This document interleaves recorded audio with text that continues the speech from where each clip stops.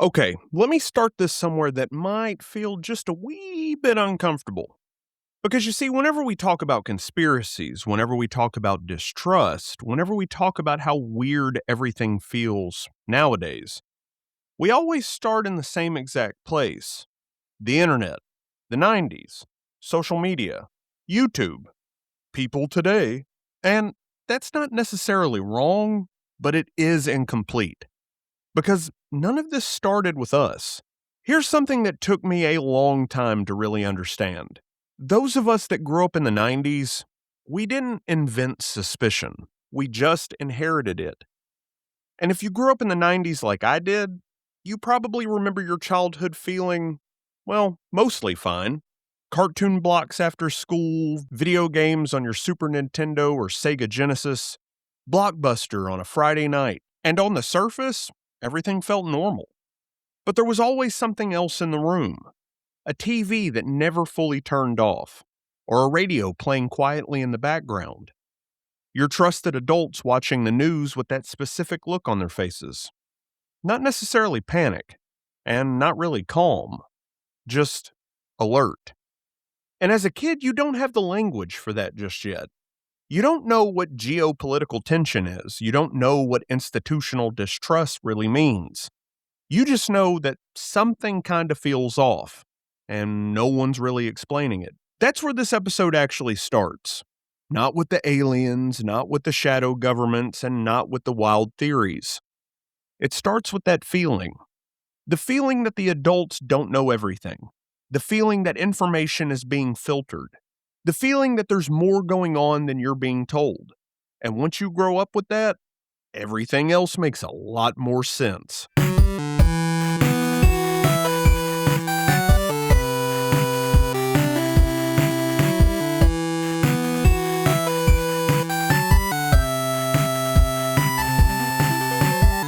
Hey, and welcome to, or welcome back to, the Average Joe Nerdcast.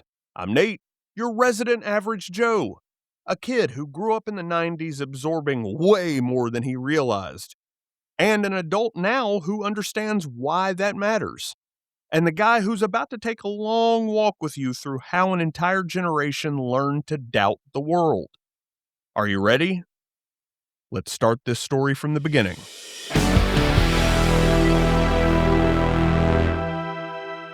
You see, here's the thing we skip way too often.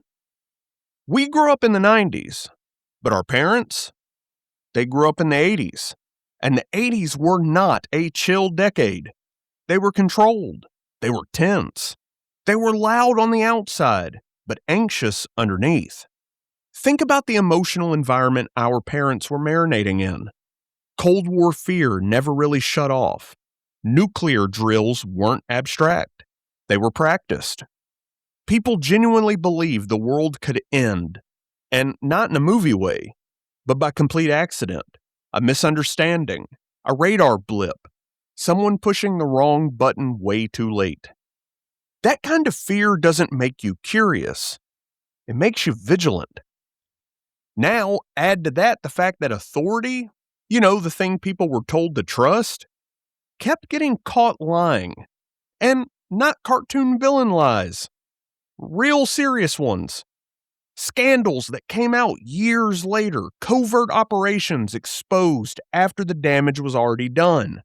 Don't worry about it. Followed by, well, okay, actually.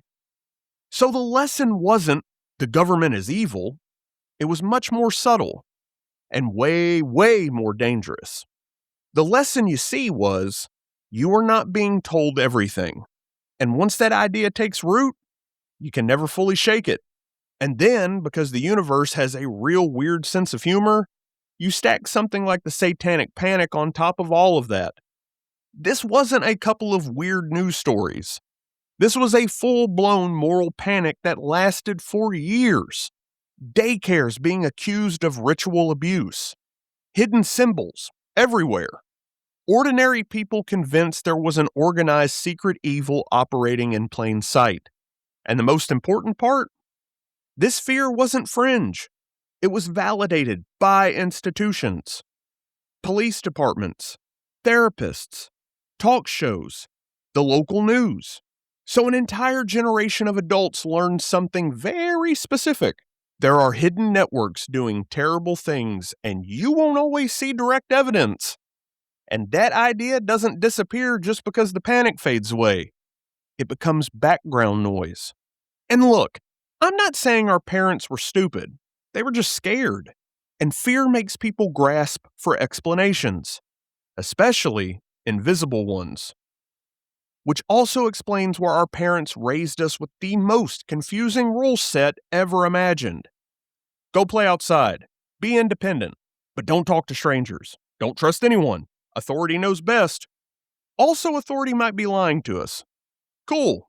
Crystal clear messaging, right? But here's the key point, and this is where we hand off into the 90s properly. The 80s never resolved any of that fear. There was no collective moment where everyone said, hey, we might have overreacted just a bit. It just kind of moved on. And unresolved fear doesn't vanish. It just transfers.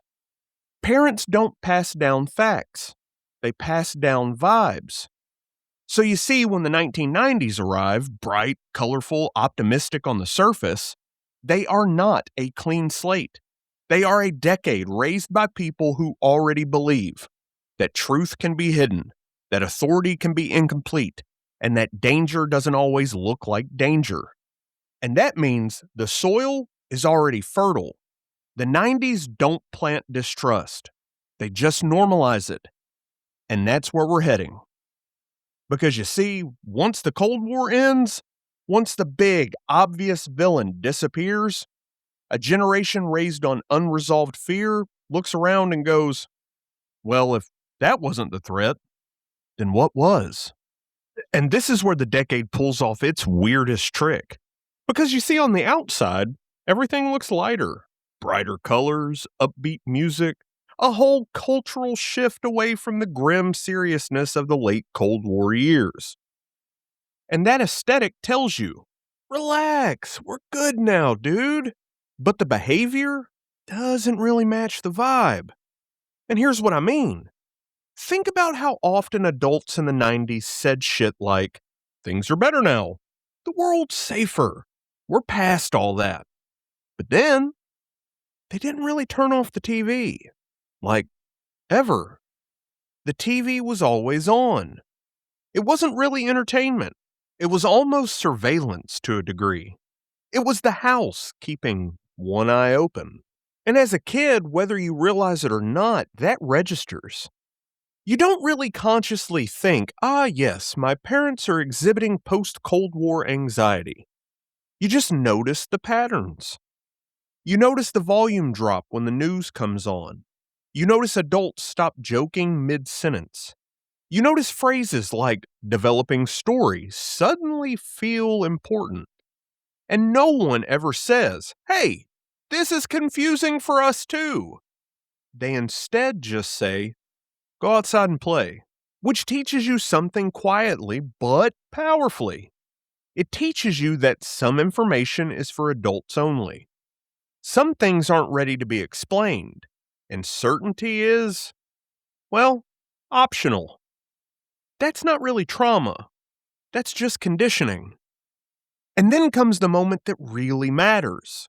The Cold War ends. And I don't mean historically. You can read that anywhere. I mean emotionally. For decades, the world ran on a very simple story. There was a bad guy. They were over there. They had nuclear weapons. We had nuclear weapons. Everyone stayed tense and hoped no one screwed up. That story kind of shaped everything. The politics, the movies, cartoons, the ways adults talked. And then, it all just kind of stopped. You see, when a story ends, people expect an "and then?" And the 90s never really gave us one. There was no, "and then we all lived peacefully." No, "and then the world stabilized." Just a vague shrug of, well, that's over now. And I'll tell you what, human brains hate that. We are narrative machines. If you remove the villain and don't replace them with anything, the brain starts scanning. And this is where doubt starts feeling reasonable. Not edgy and not rebellious. Logical. Because if the biggest threat of the last 40 years vanished, you'd expect clarity. Instead, you got ambiguity. And the news didn't really help either, because the 90s were the first time we didn't just receive answers. We watched people search for them, live. Anchors hedging, experts contradicting each other, officials saying one thing in the morning and walking it back later that evening. No one said, well, we don't really know yet. But they did say, we're still learning. Which sounds reassuring, sure, until you hear it every day. And again, kids were watching this too, and not processing it fully, but absorbing the tone. You don't really remember the facts. You just remember the feeling. The feeling that truth is flexible. The feeling that explanations evolve. The feeling that certainty is incredibly rare. And that's when curiosity begins to sneak in. Because once you accept that official stories change, it doesn't feel crazy to wonder what else might be missing. So let's talk about the nighttime. Because daytime in the 90s was busy, busy, busy. School, friends, noise, distractions. But at night, nighttime was where thoughts stretched out. There were no cell phones, no infinite scrolling of social media feeds, just silence and whatever glow you let into the room. Whether that was your TV, your radio, or a clock ticking too loud. And this is where a lot of people stumbled into late night radio. Not necessarily looking for answers, but just looking for something to listen to. And that's how so many people found Coast to Coast AM. Which, if you've never experienced it live, it's kinda hard to explain. Because it didn't feel like propaganda. It just felt like company. Art Bell never yelled. He didn't push, he didn't mock, he just sounded calm, curious, almost bored in the best possible way. Like a guy who had already heard everything and was still open to one more weird story. And that tone definitely matters. Because when someone's frantic, your guard goes up almost immediately. But when someone's calm at 1:30 in the morning and says, I'll let you decide, your brain relaxes. And relaxed brains are very receptive. This is the moment skepticism stops being defensive and instead starts being empowering. You're not being told what to think. Instead, you're being trusted to think. And that feels kind of adult. Especially if you're a teenager starting to realize the adults around you do not have a master plan. Then the internet shows up, and again, not the helpful, polished internet we know nowadays. The early internet. The one that looked like it was assembled out of spare parts, but suddenly the thoughts you had alone at night weren't lonely anymore. There were message boards, forums, websites made by people who clearly cared a lot about very specific ideas. And suddenly, suspicion wasn't just a feeling anymore. It was a conversation. And this is where quote-unquote research quietly changes meaning. Not necessarily overnight, and not intentionally, but slowly. Research stops being what do experts agree on and starts being what patterns do I notice. And patterns, you see, they are seductive. Because you feel like you're doing something. You're connecting the dots. You're paying attention. You're not just accepting what you're told.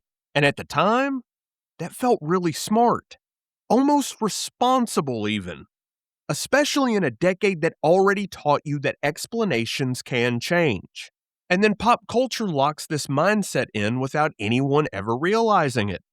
Shows like The X-Files don't scream, everything is fake. They instead whisper the official story isn't the entire story. And they frame the person asking the questions not as dangerous, but as perceptive. Early. Way ahead of the curve. And that distinction, my friends, matters. Because now doubt isn't just a reaction. It's an identity. You're not paranoid. You're observant. You're not distrustful. You're informed. And here's the key thing. The thing we have to be honest about. None of this felt extreme in the 90s. Because it was spread out. A radio show here, a website there, an episode once a week. It didn't necessarily feel like indoctrination. It just felt like curiosity. And curiosity, well, it feels harmless until something real happens, until fear stops being abstract, until doubt isn't just intellectual anymore. Because when you've spent a decade learning how to question, learning how to assume there's more going on, learning how to live comfortably with uncertainty, and then the world shows you something genuinely terrifying, those habits don't shut off. They instead sharpen. And that's where this story's going to turn. And not because people suddenly got crazier, but because the volume got turned up. And once that happens, you don't get to turn it back down. Because you see, up until now, everything we've talked about lives in your head. Its vibes, its tone, its intuition. It's that quiet feeling of something is kind of off that never quite resolves. And you can live with that for a really long time. Humans are really great at living with low-grade unease. But then the decade does something different. It shows you something. And not metaphorically, not symbolically. It puts it on live television. Here's the thing about the early 90s that's hard to recreate nowadays. We didn't just hear about big events. We watched them unfold live, in real time, with no commentary ready. No social media takes, no context threads. Just images. And images hit different than explanations. So let's talk about Ruby Ridge. Not to relitigate it, not to argue any of the details, but to talk about how it landed. Because what most people absorbed from Ruby Ridge wasn't policy. It was instead escalation. Things got serious fast. Confusion, armed standoff, people dead, and explanations came much later, which is the part that matters. Because you see, by the time the story settles, the emotional damage is already done. People don't walk away saying, well, I understand exactly what happened. They instead walk away saying, that felt like it got out of control. And that is what's new. You see, up until this point, government power felt very distant, abstract even, something that existed in textbooks or old footage. Ruby Ridge makes it feel present and unresolved. And the thing about unresolved events, your brain starts to fill in the blanks. Then comes Waco, and Waco hits differently. Because this isn't a headline, this is an event. It's on TV day after day after day. Negotiations, deadlines, footage of vehicles most people up until that point have never seen before. And again, it's not about where you land on the people involved. That's not necessarily the point. The point is sitting on the couch and realizing, I've never seen this before. Not in a movie, not in history class, on the news, in America. And there's a moment, you see, almost everyone who lived through it has it, where the thought pops into your head. I didn't know the government could look like that. Not do that, look like that. And that visual sticks. And once it sticks, it changes the way you hear everything else. Because now when someone says, trust us, your brain quietly adds, based on what? And this is where curiosity turns emotional. It's the pivot. You see, up until now, skepticism has been intellectual. It's interesting, it's engaging, it feels smart. But moments like Waco make it emotional. Now, doubt isn't just about ideas. It's about safety. It's about power. It's about scale. And emotional doubt doesn't resolve the same way intellectual doubt does. And then, before anyone really processes that, the decade takes yet another turn. Oklahoma City hits in 95, and suddenly the fear points inward. And this is crucial. Because now the question isn't just what can institutions do? It instead becomes, what happens when belief turns into action? And that shakes people. Because the ideas that felt quirky or harmless suddenly have very real consequences. Conspiracies stop being late-night curiosities, and instead they become something that can seriously hurt people. And this creates a really uncomfortable feedback loop. People who already distrust authority feel completely justified, and people who are scared double down on certainty. And the middle ground, where skepticism is balanced by restraint, it gets razor thin. And then just to really seal the vibe, the decade ends with Y2K. And I love this part of the story because it's so on brand for the 90s. There's no villain, there's no ideology, just this creeping realization. Oh, everything runs on systems I don't fully understand. Code, dates, infrastructure, stuff you never really think about until someone says, hey, what if all of this breaks? And the experts come out and say, hey guys, it's fine, which by this point in the decade really doesn't hit the same way it used to. Because people have learned something very important. Expert confidence does not always equal certainty. So people begin to prepare. Some calmly, some less so. Generators, cash, canned food. And when nothing happens, two things occur simultaneously. Some people say, cool, no big deal, we overreacted. While others say, see, they fixed it at the last second. And that is the most dangerous kind of ending, because nothing disproves the fear. It just gets postponed. So let's take a breath and zoom out for just a second.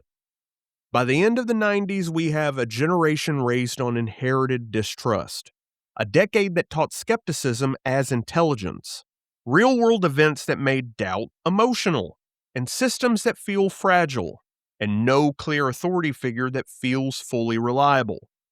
That's not paranoia. That's a context. And contexts don't disappear when the calendar flips. They instead carry forward.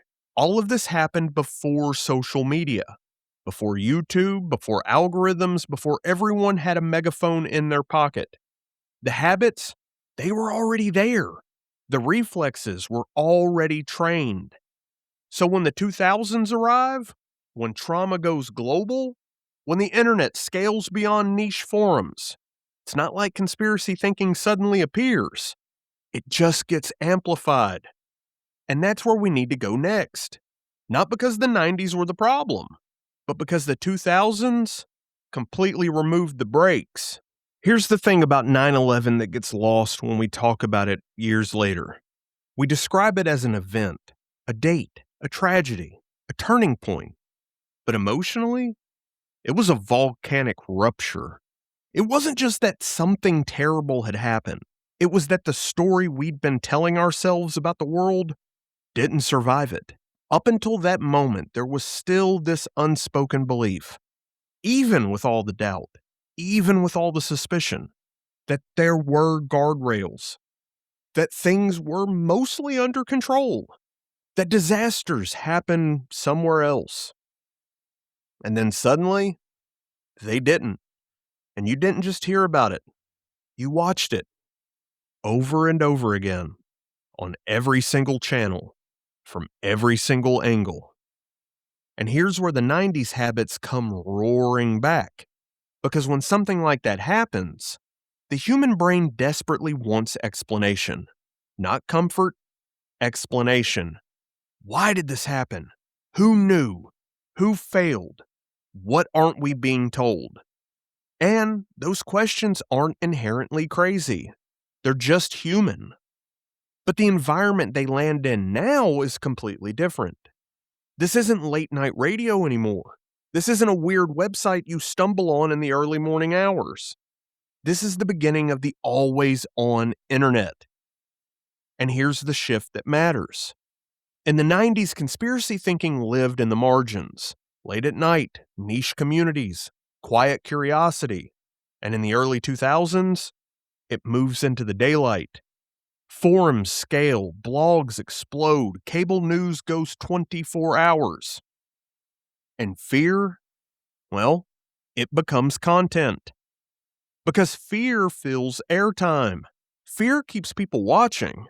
Fear feels like information when you don't have all the answers. And now the question turns from what happened to what else could happen. And this is where doing your own research stops being a phrase and becomes a badge of honor, a signal, a way of saying, I'm not asleep, I'm paying attention, I'm not like everyone else, which, again, feels real good. Especially if you've spent your whole life learning that skepticism equals intelligence. But here's the problem nobody slowed down to address. Skepticism is a tool, not an identity. And tools, they need limits. The 90s taught us how to question. They never taught us how to evaluate answers. They never taught us how to sit with uncertainty. They never taught us when to say, I don't know. And you know what? That's okay. So when the internet hands everyone a megaphone, when algorithms reward certainty over humility, when fear spreads faster than the facts, those old habits don't protect us. They amplify us. And suddenly the wackadoodles aren't whispering anymore. They're broadcasting. They're confident. They're certain. And you know what? Certainty is contagious when people are scared. And this is why everything feels louder now. Why every issue instantly becomes a battle. Why every explanation is assumed to be incomplete. Why trust feels naive. It didn't come out of nowhere. It came out of a generation that was trained, unintentionally, to doubt first and then just sort it out later. So let's zoom out just one more time, because this is the part where we actually learn something, not just observe it. The 80s handed down unresolved fear. The 90s normalized skepticism and made it feel smart. The 2000s removed the volume knob. And no one ever stepped in to say, hey, you know what? Questioning is good, but not every question has a hidden answer, and not every answer is being hidden. That's the missing lesson. Not trust authority blindly, not ignore your instincts, but instead, curiosity without discipline turns into anxiety. Skepticism without literacy turns into paranoia. And here's the quiet truth underneath all of this. Most people who fall into conspiracy thinking, like I've said previously, they're not stupid. They are engaged.